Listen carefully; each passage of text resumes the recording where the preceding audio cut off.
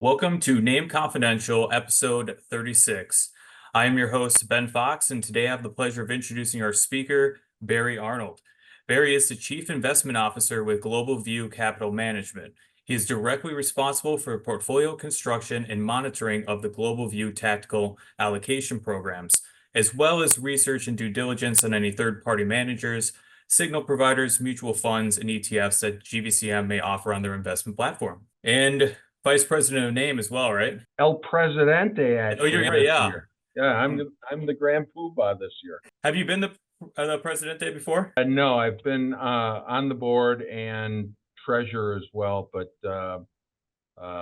apparently they elected me as president for the 2024-2025 fiscal year. So, Well, I can't think of anybody better to have. Especially, I've had the pleasure of going with the previous president and Ryan, and now I get the current president for NAAIM Confidential. So I'm kind of honored over here in my spot. But yeah, so thanks again for coming here today, and I'm excited to dig into it and hear some of your knowledge that you got.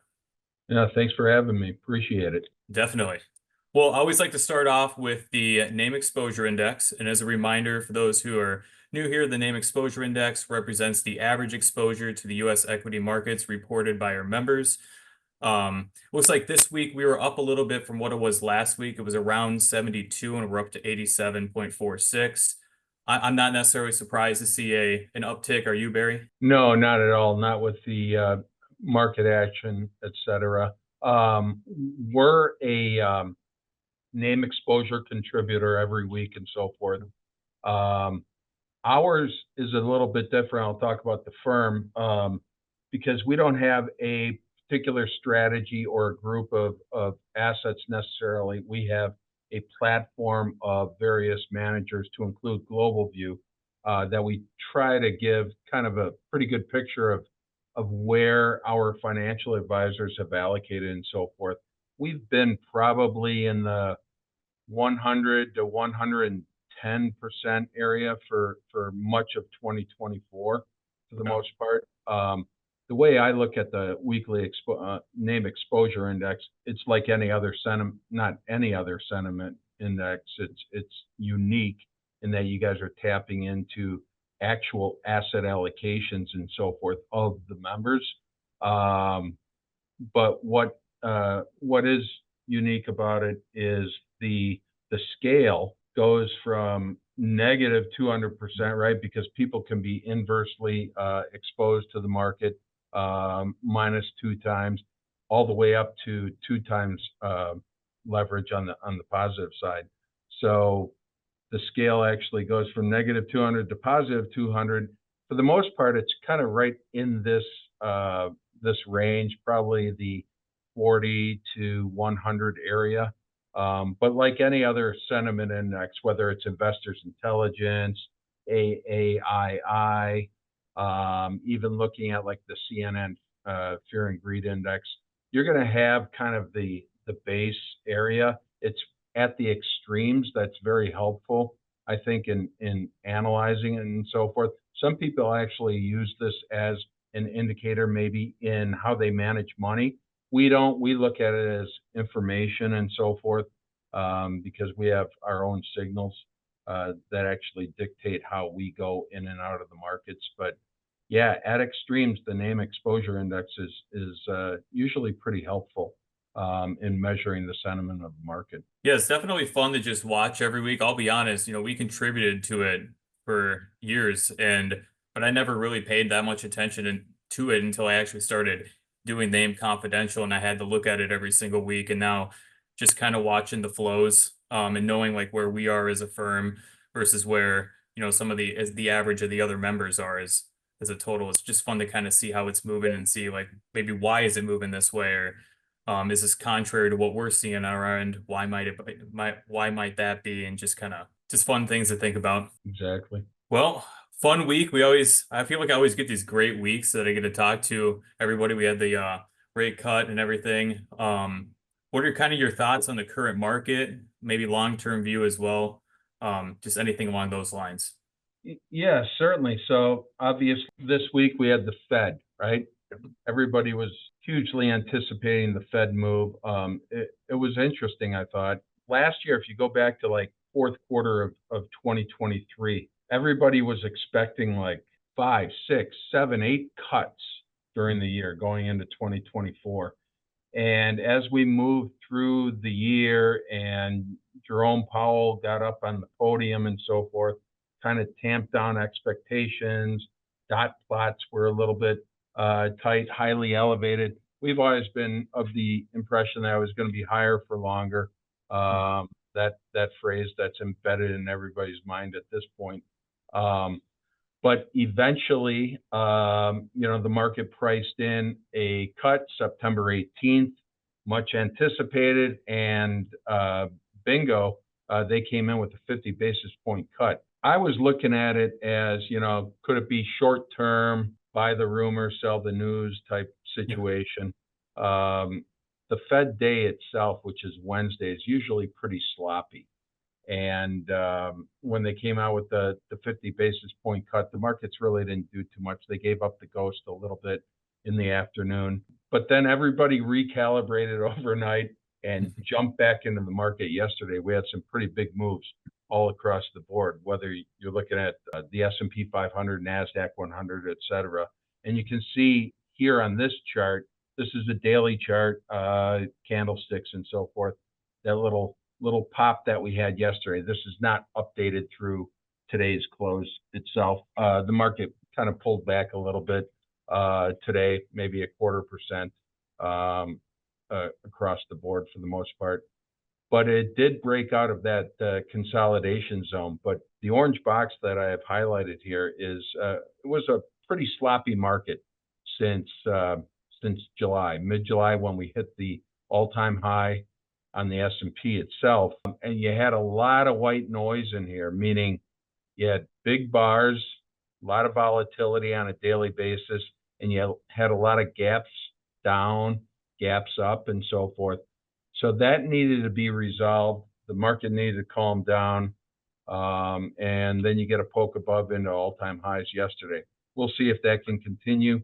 We think the 50 basis point cut, which was actually predicted by the CME, which if you follow that, they had 2/3 of market people on the futures were betting on a 50 basis point cut, and the other 1/3 were looking at a 25 basis point. And so the market was right, maybe forced Jerome Powell's hand a little bit. He said yes on Wednesday, that is. He goes, no, when asked if they did the 50 because they felt like they should have done 25 at the last meeting and they're playing catch up, he goes, no, we didn't think we were behind the curve at all. However, the 50 basis point cut shows our commitment to not getting behind. So in other words, the Fed speak, if you unravel all that noise, I think he was a little bit behind, playing a little catch up, 50 basis point shot in the arm to both the market, the economy, bond market participants itself. Not sure exactly what's going to happen the rest of the year. We have two more meetings, right? November 7th, day right after the elections. Right. And then mid-December. So the futures market now is expecting it's a coin flip now for the November. Half are expecting a 1/4 point cut. The other half are expecting another 50 basis point cut. So it will be interesting. We monitor this stuff for informational purposes and so forth. But we think we've been in a long-term bull market. To us, it's a textbook bull market, right? I mean, if you look back here, I don't know if I can. No, I can't. Can you see my cursor at all? Yes, I can. Oh, okay, good. So you had the cyclical low back in October of 2022. And despite all of the headline noise, the inflation, economy, et cetera, geopolitical issues and so forth, you had a typical textbook rally coming out of that with higher highs, higher lows. We've had 1, 2, 3, 4, 5 corrections basically during this run to 2-year run for the most part. And it's been up and away ever since it kind of moved above its 200-day moving average, which is in dark blue here. You can see that the trend has been your friend, right? Uh, Trending upward and so forth. So again, we're operating in a long-term bull market. There's bound to be pickups, pullbacks like we had for the most part, 5 of them. Last one was 8.5%, and off to the races again. So that's kind of where we're anticipating the market to move through. Q4 is still on a bullish ride. Of course, we've got the uncertainty of the elections coming up. That's always a wild card. I would say it's not going to determine the direction of the market, but it will add volatility in the weeks ahead for sure. So a question I kind of thought of along the lines, thinking of, because I know a little bit about how Global View operates, but thinking back to the latest correction that we had, the 8.5% one there, I just know, like, from our side, when we're sending out our signals, a lot of times I hear from advisors like, hey, is your guys' system sensing a bear market? Are we going into a bear market, or is this just a correction? And how do you guys manage kind of the advisor emotional side of that? That's one thing I've always wondered, because there's the client emotion side, but then there's the advisors on top of it. And I've always seen it as, if you're the advisor, you're taking kind of on the emotions of the client itself. And it can get kind of twofold in that sense. Oh, for sure. And I'm just going to stop sharing for a moment to discuss that. Yeah. So Global View, we're a hybrid RIA firm, and what do I mean by that? We don't just have a strategy or a handful of strategies where we manage money, bring in clients, and allocate to them, and so forth. We have Global View Capital Management, the RIA, and that's basically where I reside as Chief Investment Officer. Work closely with Dina Fliss, Dave Morton, and so forth on the investment team. And then we have Global View Capital Advisors, which is our financial advisors. We have about 100 plus coast to coast. The way we look at it is the advisors are client facing to us. And then, of course, their client facing is the end client itself. We do a lot of things for the advisors in terms of educating them, talking about the strategies and so forth. We look at non-correlations, diversification, etc. And just to back up a second further, on our platform, we have our own TAMP. We have about 100 strategies, tactical strategies. Tactical is kind of in our DNA, and half of those 100 are homegrown. Dave Morton started his firm, Advisor Guide, back in late 90s. Predecessor firm to Global View itself utilized Advisor Guide. So they were a client to Dave Morton and his firm. They started Global View itself as presently composed back in 2010, bought Advisor Guide in 2015, and that's kind of our meat and potatoes in terms of driving our own strategies.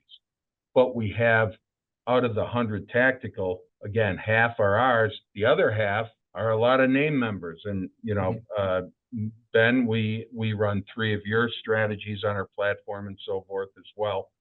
Ours are mostly long-term in nature, are homegrown, and then we add other strategies that can complement, that are non-correlated, that maybe are invested in different areas of the market, leverage, unlevered, they can go short. We don't go short.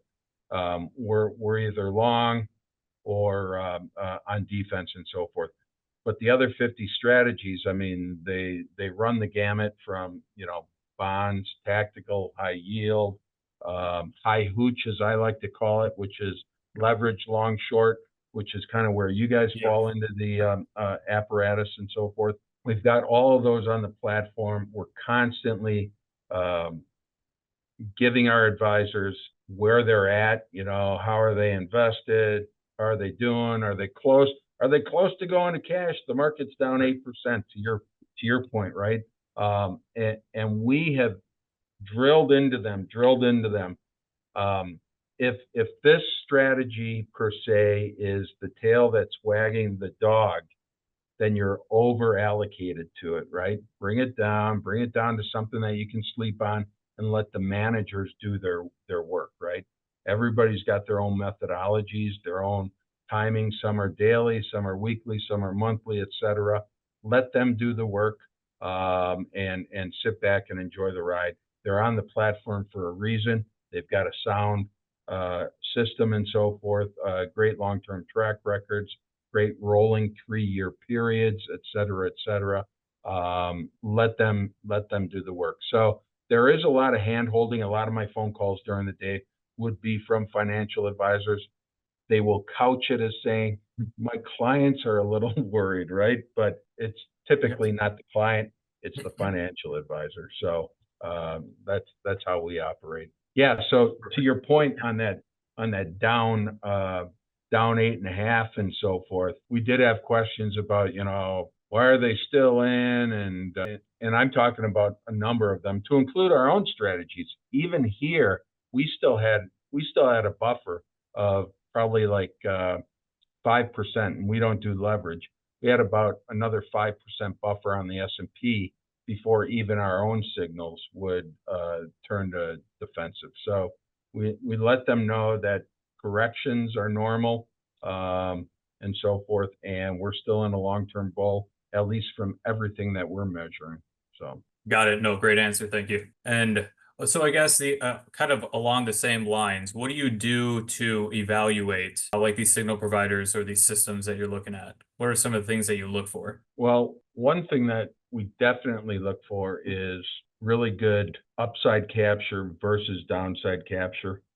We do like low drawdowns for the most part, but we understand depending on what the strategy is, if it's a high hooch and a leveraged strategy, you're going to get drawdowns and so forth that, might be greater than the market. But we're also looking for that alpha, right? You're getting paid for it. As I mentioned earlier, we like to run things through kind of like a 3-year rolling period prism, and see how managers and research providers and so forth are performing through those metrics. We utilize eVestment, which is similar to like Zephyr or FI360, where we run all of our strategies through there. That we update them on a monthly basis. And we have 6 to 12 page research reports and so forth.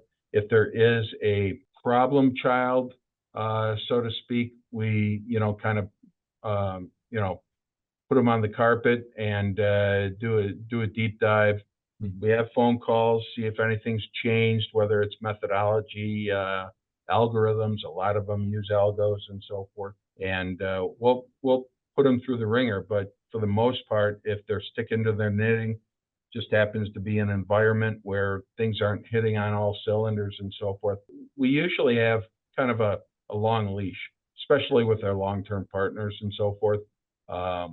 So there's a number of different factors that go into it, and usually it's the environment. Some managers are better during bull markets, some are better during choppy markets, and some are like phenomenal during bear markets, but not bull markets. And we try to communicate that to our financial advisors and so forth as well. So Yeah, I like that. It's kind of the way that I see things is I like, diversity is always thrown around in our industry a lot. The way that I see it is I like diversity of managers because there's a lot of different ways that we look at things. And I think being able to blend, like you were saying, some that are better in a bull, some are better in kind of a, maybe a correction environment, quicker to get that, or a bear market. If you can blend right, and find some of the best in those areas, you can really even out the performance. right, exactly. We kind of put all strategies into 6 buckets on our platform, and it's cash, it's bond, it's strategic, which are basically buy and hold stuff, standalone ETFs, mutual funds, even SMA managers that are fully invested picking stocks. Those are all strategic at least in our parlance. Then we have tactical core. And these are a lot of global view strategies and some of our outside research providers as well. These are, they don't necessarily use leverage, but they can go on defense, right? And then the last two buckets are the high hooch or leverage long short bucket, and then alts. Because in alts, we've got long short precious metals, we've got hard assets, tactical commodities. We even have two tactical crypto strategies, one that uses Bitcoin and Ether, and the other that's strictly Bitcoin.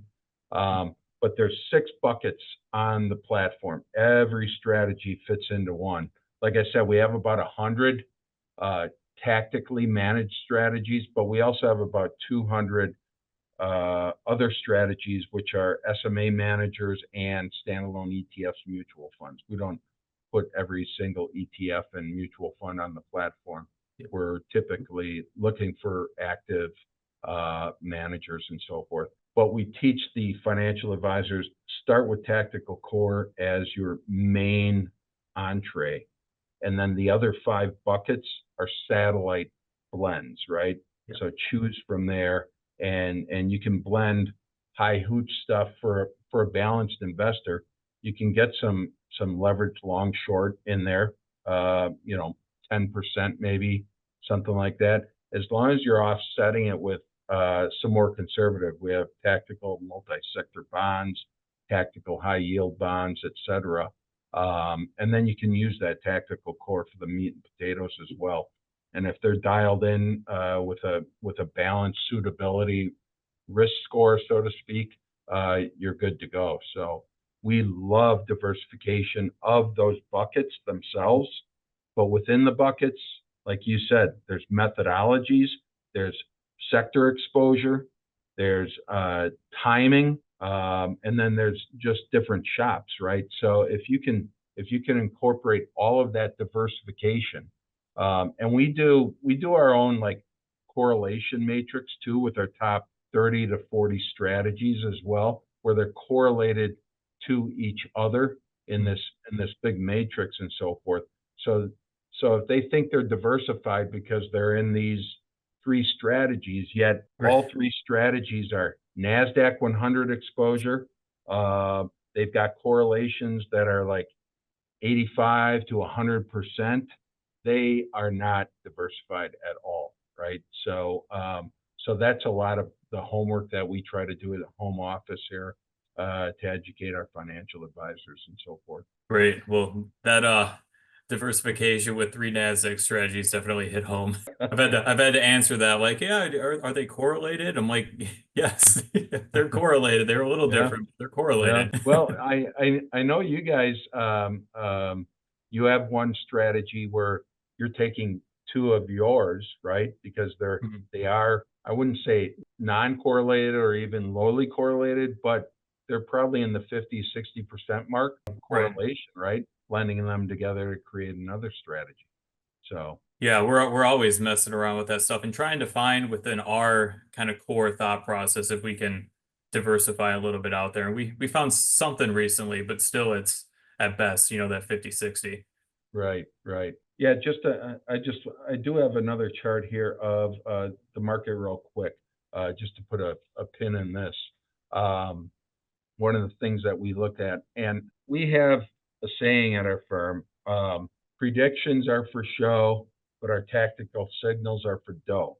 So everything, and we communicate this, we have a weekly commentary that we send out to our advisors and so forth as well. We have monthly webinars. Dave and I do roundtables every other Monday for the advisors and so forth. And we talk a lot about the market, charts of the indices, indicators, and so forth. And this is just one of the things that we look at to see how healthy the market is. But in the end, we don't make a move based on this or based on my opinion of what the S&P might be doing or what it's going to do in Q4. our opinion is based on our tactical signals. As long as we're in an uptrend, based on that, we're in a long-term buy. This kind of information is great client communication, so to speak, so they can have a conversation with them about the state of the market, but Mhm. it does not dictate what we're doing in our strategies whatsoever. We have a signal.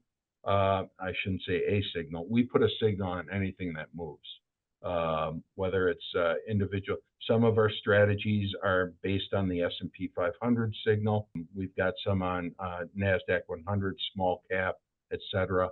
We have an international sleeve that we create of various ETFs in the developed market, emerging market sector itself, and that sleeve then gets its own signal.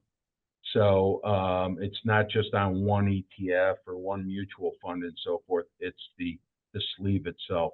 But we put a signal on anything, and once that signal goes to a sell, that's when we go defensive. But everything's full board ahead at this point. I think going into this morning, the S&P was based on our own stuff, like 12.5% away from our long-term sell, and that gets recalibrated every month. So for the month of September, right now, we know exactly what level of the S&P 500, what it takes to close below that for us to go defensive. So, and in essence, it's very calming, especially in a hectic market, something hair on fire market, and so forth. August 5th, for example, with the yen carry trade unraveling and so forth, we knew exactly where we were going to be selling, and it really wasn't that close. So days like that really don't, as much as I don't have any hair, and what I do have is gray, it doesn't give me gray hair. So it's a very calming, systematic approach. So this chart, I just wanted to put a pin in the talk of the markets. The soldiers are definitely marching with the generals being the major indices and so forth. The S&P 500 last peak prior to yesterday's move to a new high, last peak was in July of mid-July of this year, right? And so right here where the AD was, advanced decline line, which is what this picture is of the New York Stock Exchange, that's where the S&P 500 last peaked. And you can see over the course of the last 2 months, the AD has just been powering ahead.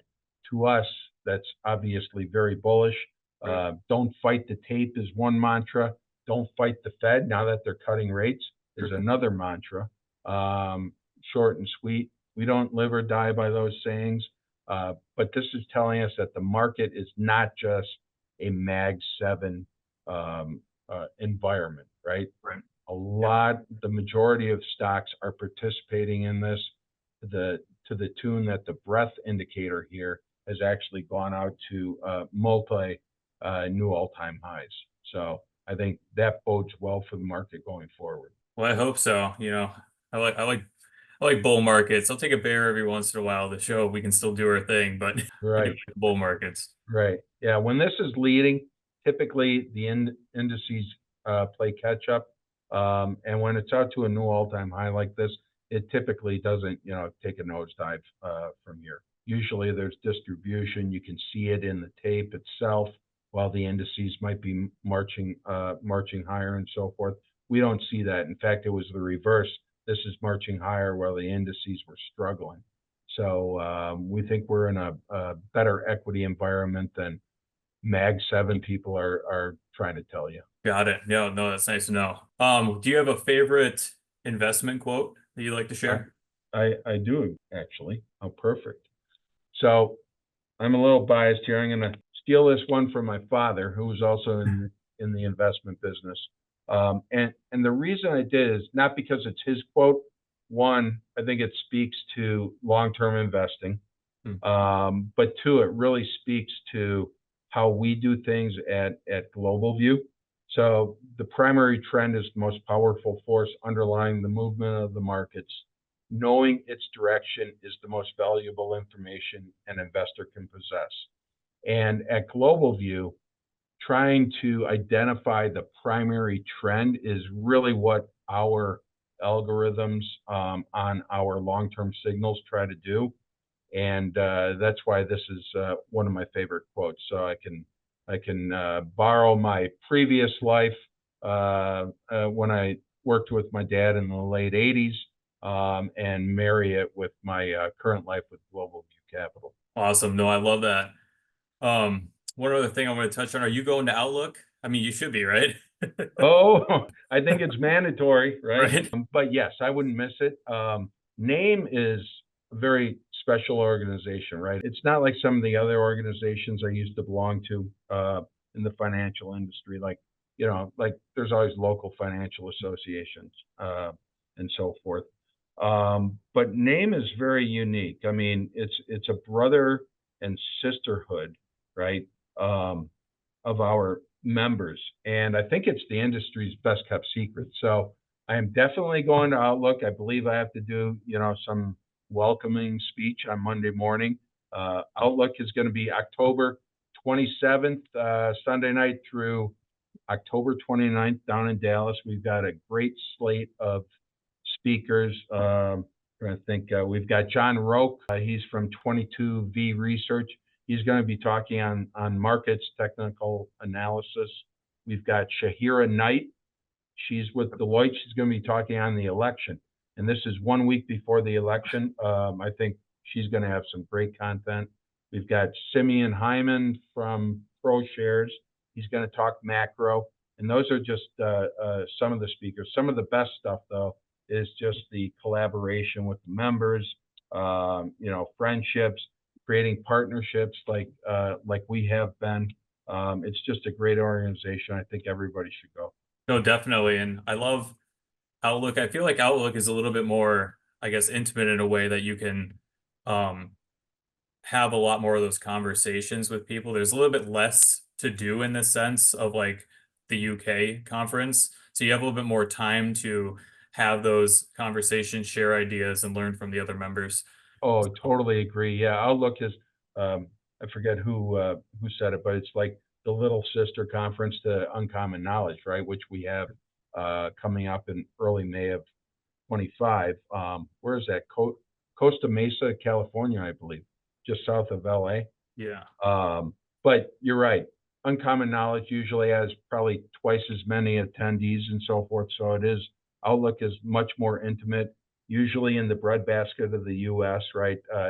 Dallas, Chicago, we've been bouncing back and forth. Sometimes we have it in Denver, I think. Uncommon Knowledge is usually somewhere more warm, resorty, etc. So yeah, I'm looking forward to it. A lot of friends, a lot of collaboration, a lot of sounding boards. If you've got business practice questions or issues and so forth, compliance questions and issues, even cybersecurity stuff. Oh, yeah. I think you can find somebody to talk to. The panels there are great as well, member panels. So looking forward to it. Yeah, definitely. I feel like there's whatever topic you have, there's somebody at NAAIM that you can talk to while you're there. Right, right, exactly. And that's how you meet new people too. You'd be like, I don't know this question. And somebody'd be like, oh, I know exactly who to talk to. You need to talk to Jim Yep. or somebody. So Yep. Yeah. And if you don't know who to go to, somebody does, right? right. Oh yeah. Yeah, exactly. Well, I'm excited. I finally get to make it out to Outlook conference again. I missed the one Yeah, last you've been year. busy, Yeah, right? I know. So I'm like, I put it in there. I'm like, you cannot miss this conference. I need to get Yeah, back out there. Luckily, some of the other Scarecrow team made it to the other conference, but yeah. it'll be me. And I think Kirk is going with our company as well this year. Yep. Be out Excellent. there. Very good, my Yeah. man. What, any other final thoughts before we go? You shared a lot of Yeah, great. I do actually, since you are the host and Green Bay Packers are going to be playing the Vikings, not this weekend, but the weekend after. So Yeah. I just want to say go Pack, right? Hopefully we'll get Jordan Love back. Yeah, you're going to definitely need him because we figured out Darnold over here, looks like. So Yeah, I think so. So it seems like it's going to be a strong division if Chicago can figure it out. then They won't. they They won't. They never do. that's the hopes. Well, we'll see. We'll definitely know the result by the Outlook conference. Yeah, so hope to see anybody that's new to NAAIM. Definitely try to attend Outlook. It's great. You'll meet friends for life and colleagues. So meet us in Dallas. Looking forward to it. Well, definitely. Thank you, and we'll catch everybody at the next NAAIM Confidential episode next Friday. Sounds good, Ben. Thank you for having me. All right, thank you.